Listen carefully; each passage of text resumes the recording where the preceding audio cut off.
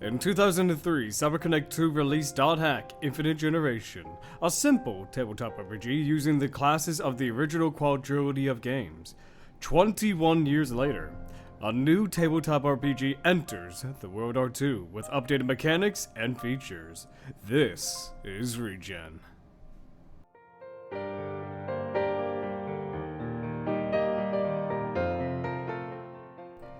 Hello, all you beautiful people past, present, and yes, even those in the future. My name is Claude. Over the last year, I have been working on a new TTRPG that takes the base game that CyberConnect made and turned it into a fully featured system where players can step into the world once again through their own characters within the .hack universe. So much has been added since I announced the project over a year ago. First and foremost would be the name change. This system was originally called Infinite Generation Revision 2.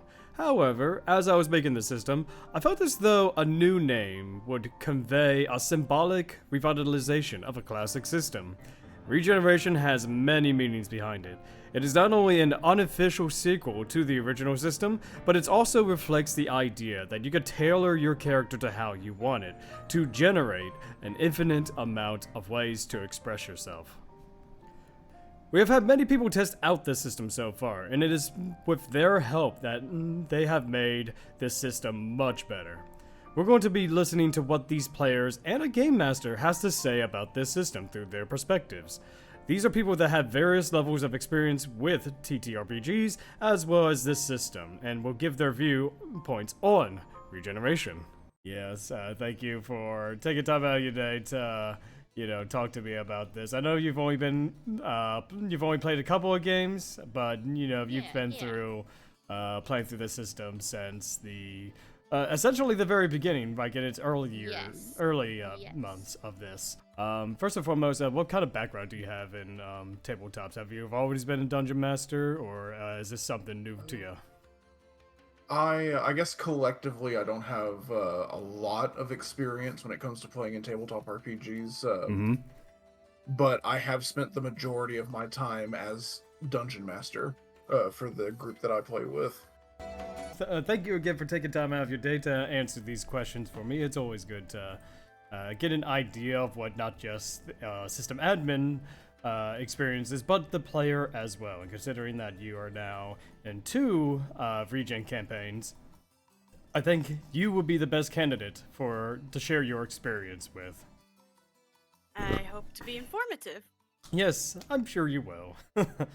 The base game now has 6 races, 13 classes, 2 of which are new classes to the .hack universe, and 27 total subclasses that offer a different playing style for each class. The main system that brings it all together is a dynamic die system. Throughout the game, you will have a single die to determine everything from social checks to selecting attacks. Outside from damage, from skills and spells, everything is done by this die. It will evolve as you progress in levels. It starts with a D6 and ends with a D12 by level 9. With this system, you'll feel like your character is getting better and better throughout your adventures. So, my first question is how many games have you been playing this with me, like in total? I know I did one of the first playthroughs, and I think I did what was it? The chakra? Was it the chakra machinist? No, that was something else. I was you were a macabre dancer. Yeah, macabre dancer. I was a macabre dancer. That was the first one I ever did, and that was way in the beginning. That was before a lot of things were fleshed out, so there wasn't. I don't even think I had a weapon. I think you had to make one on the spot. You're like, oh dang, that's right. So I didn't even have a weapon. Yeah, at that point I didn't have the weapons fully fleshed out, so I'm like, okay, here's this thing real quick. yeah. So that was fun. Based on like what I've played since then, it's not one I personally would go to. It's still a fun class, but after playing as who was that I played as? I think that was Tiger Paws. That was my fun in the past type of name. That was Tiger Paws. It was fun. And then I did the Steam Gunner. I did Steam Gunner the last Gunner the last time. That one that one's it. You know, if you like being in the background, not taking damage, if you're the rogue who likes to hide during D&D the whole time, a steam gunner is what you want, because they stay in the background and they shoot things and they get more powerful the more they stand still. So if you want to be high damage, maybe not as tanky, but you don't need to be tanky because you're not in the beef of it all. Yeah, it's That like was you fun. win by doing absolutely nothing, essentially. Exactly. You win by standing still, because the more you don't move, if you love being a lazy person who doesn't have to think about where you're gonna run to next, pick the steam gunner. Yeah. They don't need to move. And for They extra get more clarity, powerful. yeah, for extra clarity for my future self and the people that will be watching this video, we're mostly referring to the I think it was called the, man, I made the subclass and I already forgot what it was called. Give me 1 second. I'm gonna double check that. I think it was like called the Hunter, I believe, where they're all about focusing their shots. No, the Sniper, Path of the Sniper. Yes, Path So, of the Sniper. yeah, like I said, for those who, like for added context, Jade here was playing the Path of the Sniper Steam Gunner, and the whole shtick is just standing still and becoming more focused and being able to have a much wider selection of what they want to do because they are able to focus more. What initially drew you to regeneration? That's what I'm calling the system now. Instead of infinite generation, regeneration is the new name. Okay, yeah, I like that. Honestly, it was I was browsing various .hack discords. I want to say sometime last year, maybe the year before, and when the scans for the old original .hack, I guess tabletop RPG, were I don't know if it was rediscovered or had been retranslated, and I kind of got all of that together and was wanting to play that original version, but I had no one to play with. And so that kind of stuck in the back of my mind for a while. And then I think I just happened to stumble upon your version. Mm-hmm. Yeah. And at that point in time, I was really involved in the .hack fragment community. Mm-hmm. And so my little small group of friends that I had in there, I'd brought it up to them. Some of them are experienced tabletop players as well, so we kind of just formed a group and kind of took it off from there. Yeah, and it just sort of just continued from there, huh? First question, what initially drew you to regeneration?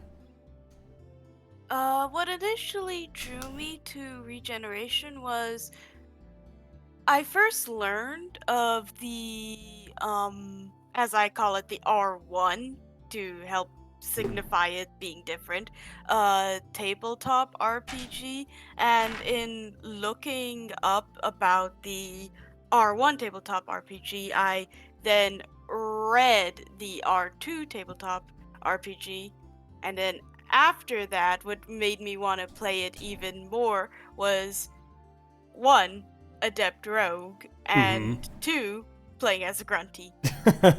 Of course, like the Grunty especially is one of the newer races for this system. Like it wasn't originally a selectable class in the context of the World War II.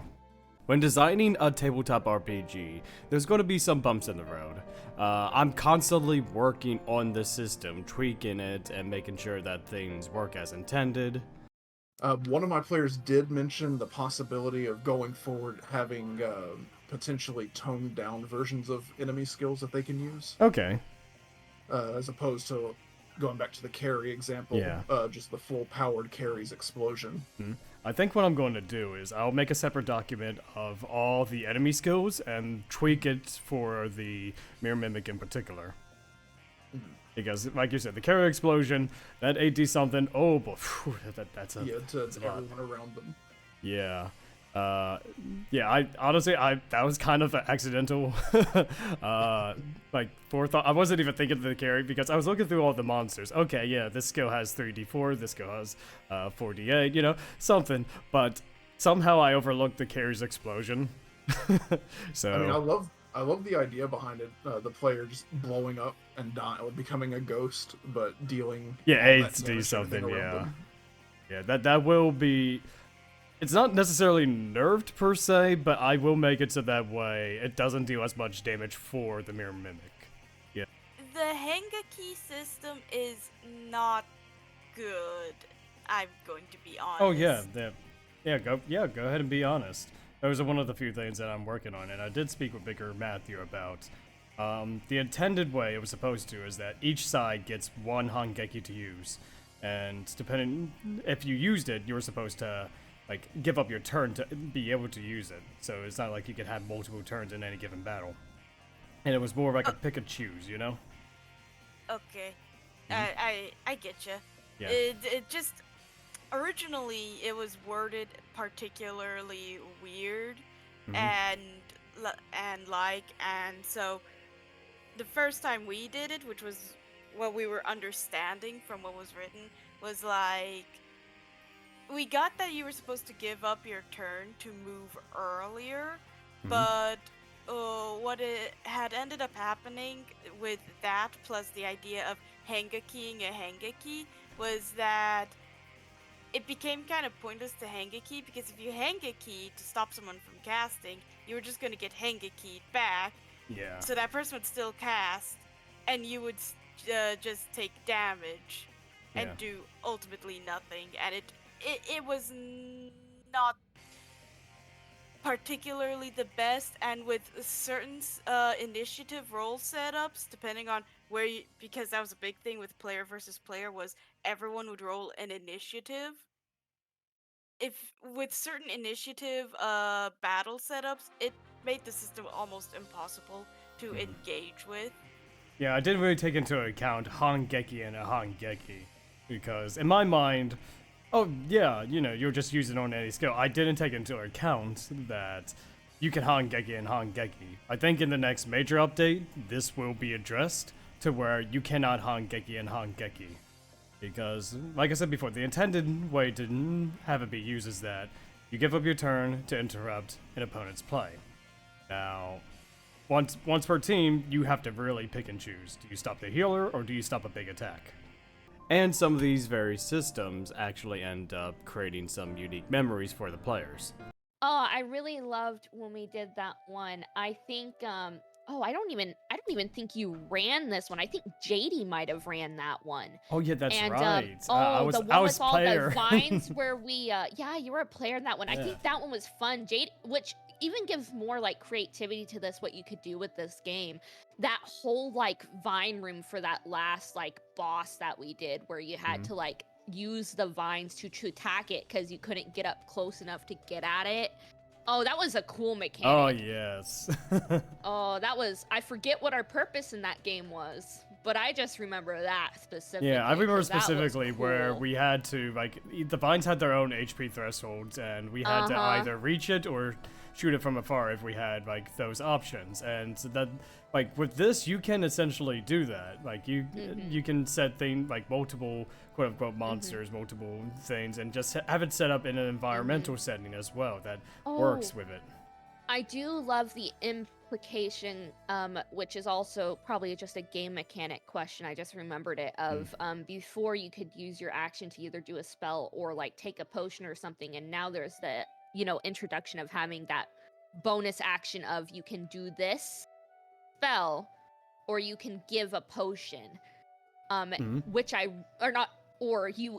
can give a potion. Like you can't give 2 potions to people. I assume that would use your action and your bonus action, possibly, if you wanted to help more than one person. But if you have a nice skill, you could heal more than one person with a special item. Yeah, one of the augments, which is a way to enhance your character further after a job extension, one of the ones that you had was called, it was Salve, I believe, where it allowed you to use multiple healing items on multiple people in the party.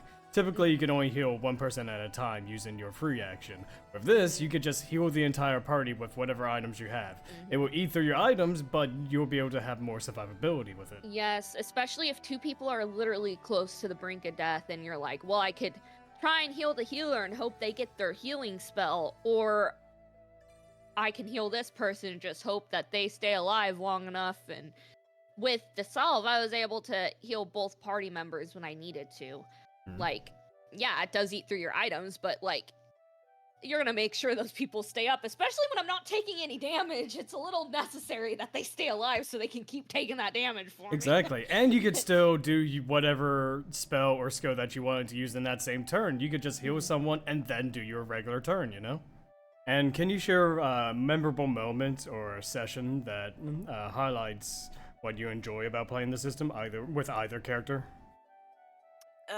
So for highlighting what I enjoy about the system, I would, let me see, let me pick one. Personally, for my other game, where we're still doing multiplicative, the best moments is after I got, this ability that ignores physical defense. Anytime I roll that, it's so good. It is so good to just be able to ignore defense and just get a hit in. Oh yeah, like Flick Reapers, the way I've designed it, while they cannot do unless you roll a high number and spec into physical attack, they're not meant to be just single target attackers, but they benefit from attacking multiple enemies at once. Yes. Alright. And as for the more additive addition to the other game that I'm playing with you, honestly, I really like the idea of rolling multiple times for the different dances. It feels very similar to like FF14 Dancer. Yeah, that was one of the inspirations. Like, my idea for this was that your initial skill, like what you roll for that will be essentially your starting dance, and then you eventually keep on dancing with different types of moves until you get to a final flourish, whether it be like your regular spells or skills, or your dance skill once again. It's more like a rhythm, like how many times can you keep up with the beats before that's it. The main reason why I'm making this tabletop RPG is to give players a way to create their own stories within the Dot Hack universe. We haven't really had a new Dot Hack story in such a long time, and I thought, while we wait for a new one, if we ever going to get one, why not just let people create their own stories, you know, create their own scenarios, create their own mark within the World War II. And this is where we're going to end the video for today. I hope you guys check out the system. It will be available in my Discord, along with Dot Hat Network's Discord. Both will be in the description below. And if you want to hear the full interview from all these people that I brought together for this video project, please let me know in the comments, and then I'll just upload it straight onto YouTube. But anyway, friends, I hope all of you stay classy, stay beautiful, and most importantly, welcome back to the world.